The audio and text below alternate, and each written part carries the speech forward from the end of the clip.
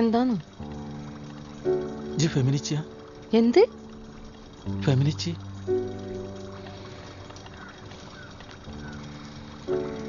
ആ ഈ ഫെമിനിച്ചിയ? ഒരു ഒന്നൊന്നര ചോദ്യം. ഫെമിനിച്ചി ഫാത്തിമ എന്നുള്ള സിനിമയിൽ ഒരു ഡയലോഗാണിത്. നിങ്ങളെല്ലാവരും കണ്ടു കാണുമോ സിനിമ? ഇല്ലെങ്കിൽ അത് കാണണം കേട്ടോ, നല്ലൊരു സിനിമയാണ്. ആ സിനിമയിലെ അവസാന ഭാഗത്ത് ഫാത്തിമയുടെ ഭർത്താവ് അവളോട് ചോദിക്കുന്നൊരു ചോദ്യമുണ്ട്, ഈ ഫെമിനിച്ചിയ? അതിന് അവളൊന്ന് ഇരുത്തി ആലോചിച്ചിട്ട് പറയുന്നത് ആ എന്നാണ്. എന്തല്ലേ, അവള് സ്വയം ഒരു ഫെമിനിസ്റ്റ് ആണെന്ന് ഐഡന്റിഫൈ ചെയ്യുന്ന വളരെ സുന്ദരമായൊരു മുഹൂർത്തമാണത്. ആ നിമിഷം അവൾക്കുണ്ടായ ഒരു വെളിപാടാണതെന്ന് നിങ്ങൾക്ക് തോന്നുന്നുണ്ടോ? ഒരിക്കലും ഇല്ല. സത്യം പറഞ്ഞ ഏതൊരു സ്ത്രീയും നമ്മുടെ ഫാത്തിമയെ പോലെ നമ്മുടെ ജീവിതത്തിൽ ഏതെങ്കിലും ഒരു സന്ദർഭത്തിൽ ഒരിക്കലെങ്കിലും ഫെമിനിസ്റ്റായി മാറുന്നുണ്ട്. അത് അവര് പോലും തിരിച്ചറിയുന്നില്ല എന്നുള്ളതാണ് രസം. ചിലർ തിരിച്ചറിഞ്ഞാലും അതിനെ അവഗണിച്ചുകൊണ്ട് മുന്നോട്ട് പോകും. മറ്റു ചിലരാണെങ്കിൽ തിരിച്ചറിയുന്ന നിമിഷം മുതൽ സ്വയം ശാക്തീകരിച്ചു തുടങ്ങും. അതെന്തുകൊണ്ടാണെന്നറിയാമോ? അതിനു മുമ്പേ നമുക്ക് ഫെമിനിസം എന്താണെന്നൊന്ന് അൺപാക്ക് ചെയ്ത് നോക്കാം. കാരണം ഫെമിനിസത്തെ കുറിച്ച് പല തെറ്റിദ്ധാരണകളും നമ്മുടെ ഇടയിൽ നിലനിൽക്കുന്നുണ്ട്.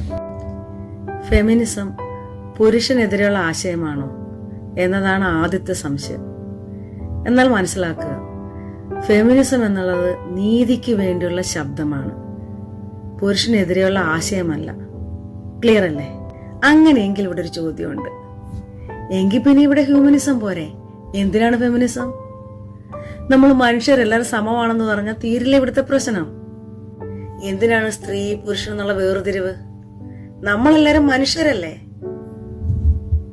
അല്ലേ? ഇത് നല്ലൊരു ചോദ്യമാണ്. ഫെമിനിസം എന്തിനാണ്, ഹ്യൂമനിസം പോരെ എന്നുള്ളത്.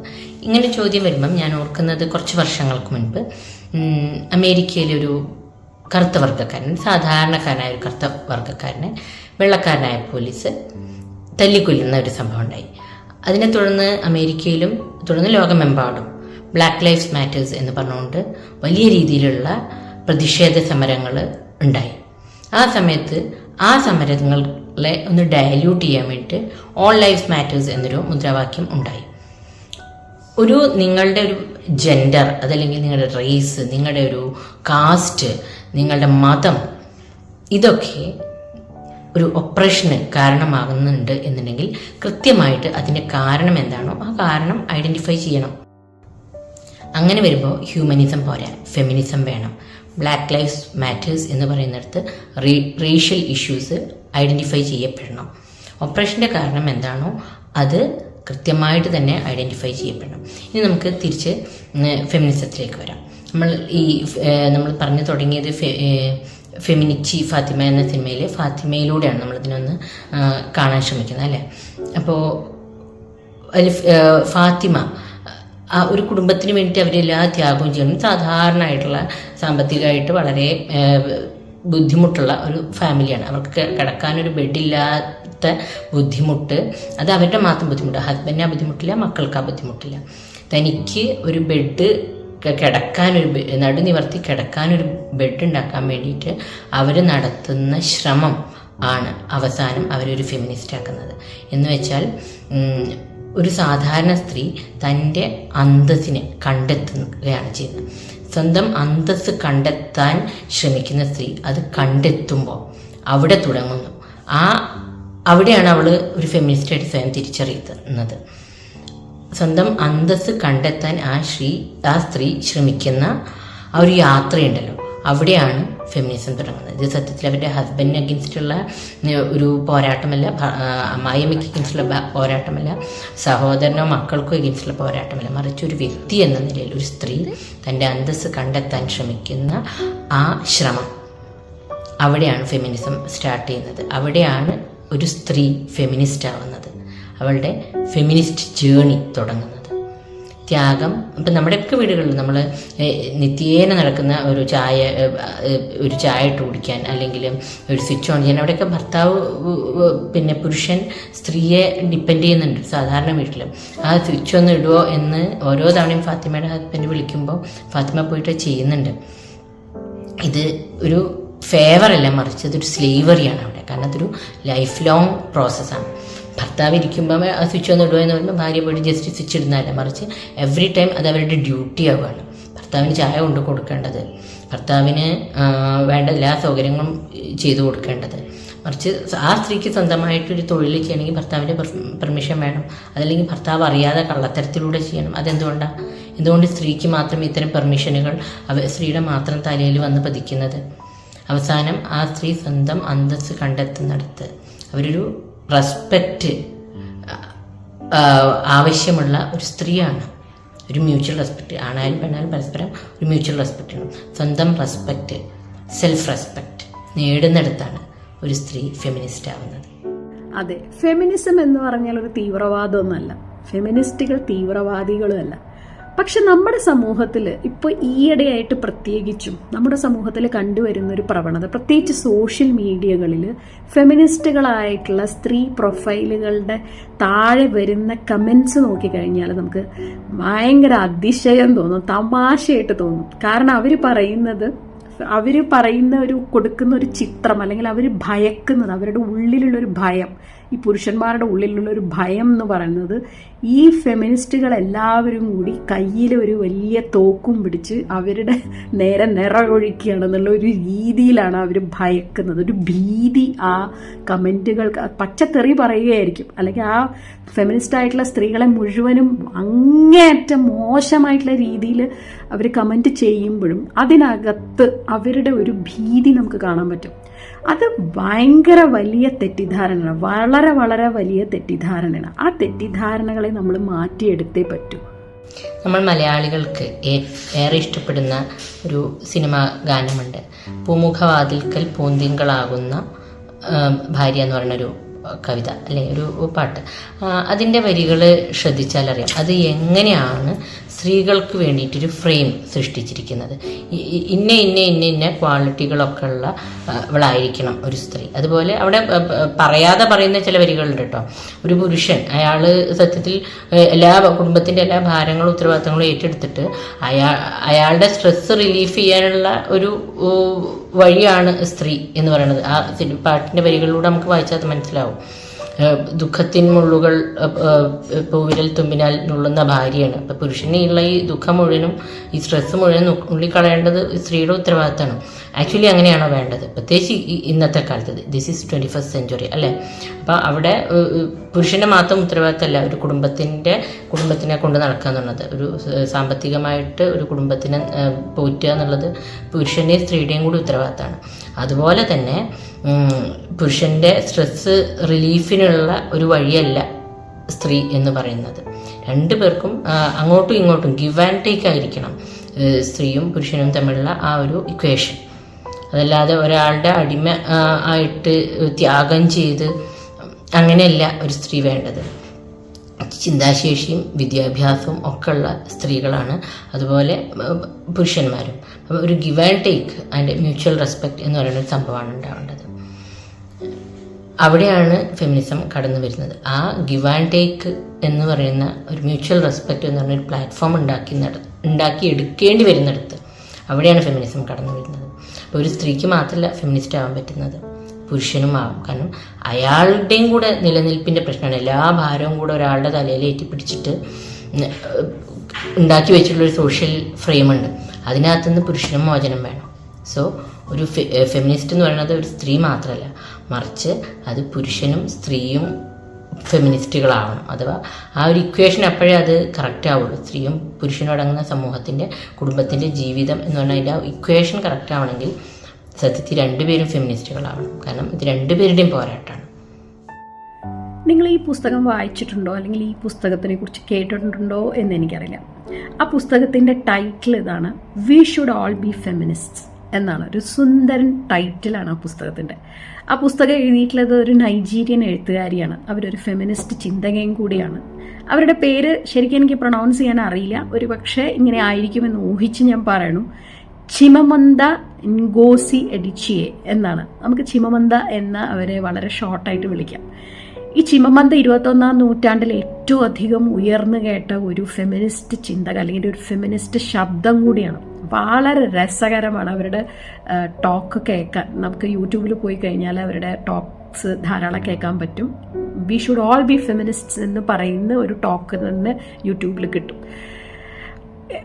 അത്രയും രസകരമായിട്ടും വളരെ എന്താ പറയുക തമാശയുടെ ഒരു എലമെൻറ്റും ഒക്കെ ഹ്യൂമറും ഒക്കെ ചേർത്തിട്ടാണ് അവരുടെ സംസാരം. നല്ല രസമാണ് അവരുടെ സംസാരം കേൾക്കാൻ. അത് നമ്മളെല്ലാവരും ഒരു തവണ കേട്ടിരിക്കേണ്ടതോ അല്ലെങ്കിൽ വായിച്ചിരിക്കേണ്ടതോ ഒരു പുസ്തകം കൂടിയാണ്.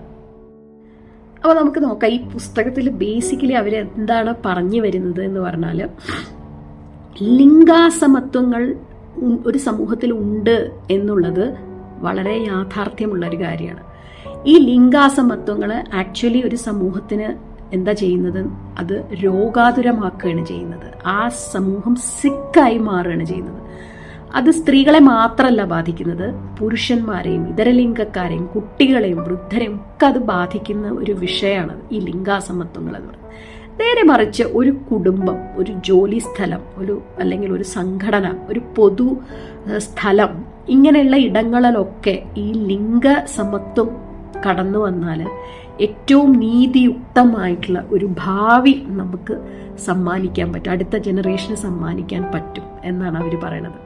അതുകൊണ്ടാണ് അവർ പറയുന്നത് we should all be feminist എന്നുള്ളത്. കാരണം ഈ ലിംഗാസമത്വങ്ങൾ ആൺകുട്ടികളെയും വളരെ പ്രതികൂലമായിട്ട് ബാധിക്കുന്നുണ്ട്. കാരണം ആൺകുട്ടികളിൽ വളർന്നു വരുമ്പോൾ അവരുടെ ചിന്ത എന്ന് പറയുന്നത് അവരാണ് ഭാവിയിൽ ഇനി കുടുംബത്തിൽ ഏക ബ്രെഡ് വിന്നർ ആവാൻ പോണത്, അല്ലെങ്കിൽ ആ ബ്രെഡ് വിന്നർ ആവേണ്ടത് അവരുടെ ഒരു ഉത്തരവാദിത്തമാണ് എന്നുള്ള രീതിയിൽ അവർ കാണണം. അതോടുകൂടി അവർ സംരക്ഷകരുടെ ഒരു റോളിലേക്ക് സ്വയം അവർ മാറിപ്പോവും. അപ്പോൾ പെങ്ങന്മാരുണ്ടെങ്കിൽ, അല്ലെങ്കിൽ അമ്മമാരുണ്ടെങ്കിൽ, അല്ലെങ്കിൽ കസിൻസ്, അല്ലെങ്കിൽ അങ്ങനെ സുഹൃത്തുക്കളായിട്ടുള്ള സ്ത്രീകൾ, അവരുടെയൊക്കെ ഒരു പ്രൊട്ടക്ഷൻ ഏറ്റെടുക്കാനുള്ള ഒരു ഒരു ഒരു ഒരു ഒരു ഒരു ടെൻഡൻസി ഈ ആൺകുട്ടികൾക്ക് ഉണ്ടാവുകയാണ്. അതോടുകൂടി മസ്ക്യുലിനിറ്റി എന്ന് പറയുന്ന ഒരു സാധനം ആൺകുട്ടികളിൽ കയറിക്കൂടുകയാണ്. അത് വളരെ പ്രശ്നമായിട്ടുള്ളൊരു കാര്യമാണ്, പ്രശ്നകരമാക്കേണ്ട ഒരു കാര്യമാണ്. സോ ഇങ്ങനെ ആൺകുട്ടികളെയും പെൺകുട്ടികളെയും ഒക്കെ ഇത് ബാധിക്കുന്നുണ്ട്. അപ്പോൾ അതുകൊണ്ട് തന്നെ അവർ പറയുന്നത് ഫെമിനിസം എന്ന ആശയത്തെ ഉൾക്കൊണ്ടുകൊണ്ട്, അല്ലെങ്കിൽ we should all be feminist എന്ന് വിചാരിക്കുന്ന രീതിയിൽ ഒരു കുട്ടികളെ നമ്മൾ വളർത്തിയെടുത്തു കഴിഞ്ഞാൽ അത് നീതിയുക്തമായിട്ടുള്ളൊരു ഭാവിയെ സമ്മാനിക്കും എന്നുള്ളതാണ് അവരുടെ കാഴ്ചപ്പാട്.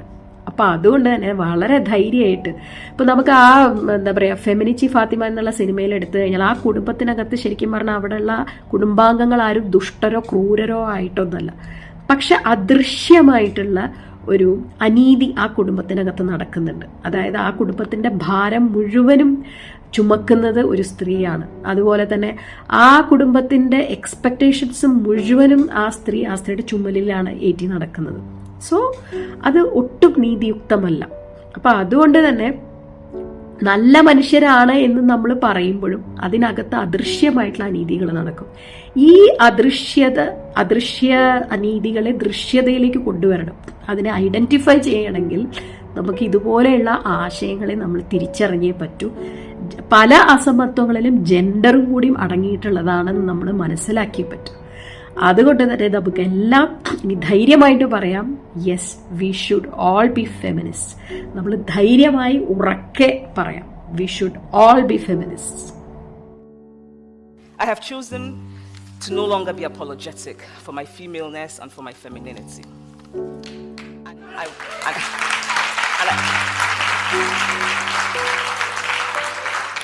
And I want to be respected in all of my femaleness because I deserve to be. Gender is not an easy conversation to have. For both men and women, to bring up gender is sometimes to encounter an almost immediate resistance. That many men do not actively think about gender or notice gender is part of the problem of gender. That many men say, like my friend Louis, that everything is fine now.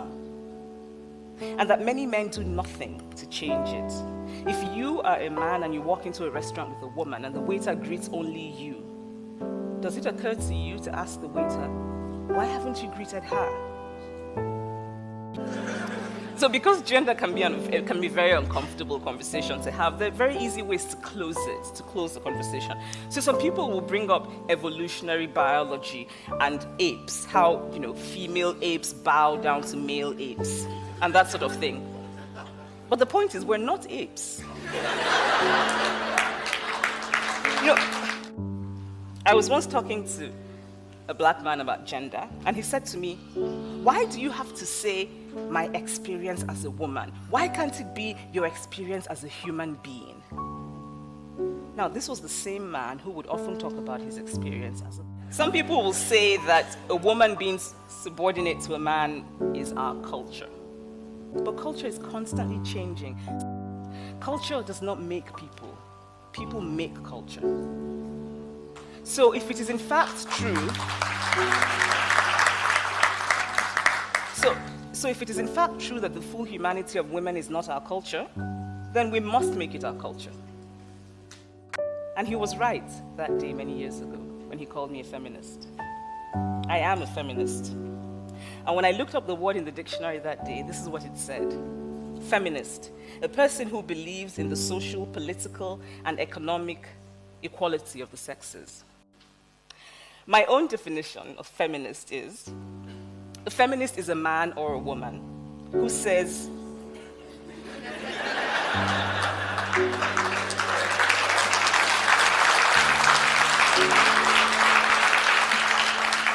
a feminist is a man or a woman who says, yes, there's a problem with gender as it is today, and we must fix it. We must do better.